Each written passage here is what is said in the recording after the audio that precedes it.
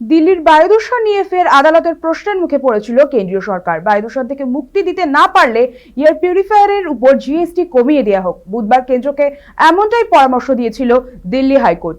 উদ্ভূত পরিস্থিতির কথা বিবেচনা করে সাময়িকভাবে এয়ার পিউরিফায়ারের উপর জিএসটি কমানোর প্রস্তাব দেয় আদালত। এইবার সেই মামলায় দিল্লি হাইকোর্টে কেন্দ্রের তরফ থেকে জানানো হয়েছে, এয়ার পিউরিফায়ারকে জিএসটির আওতায় নিয়ে আসার কাজ জিএসটি কাউন্সিলের নয়, এটা স্বাস্থ্য দফতরের।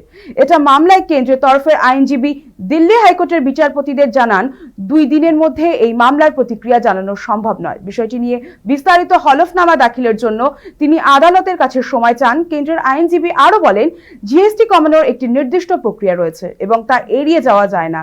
বেশ কয়েকদিনের মধ্যেই রাজধানী দিল্লি ও বায়ু দূষণ ওতপ্রোতভাবে জড়িয়ে গেছে। এই মামলাকে কেন্দ্র করে এখন নজর জিএসটি কাউন্সিলের পরবর্তী পদক্ষেপ এবং কেন্দ্রের বিস্তারিত হলফনামার দিকেই।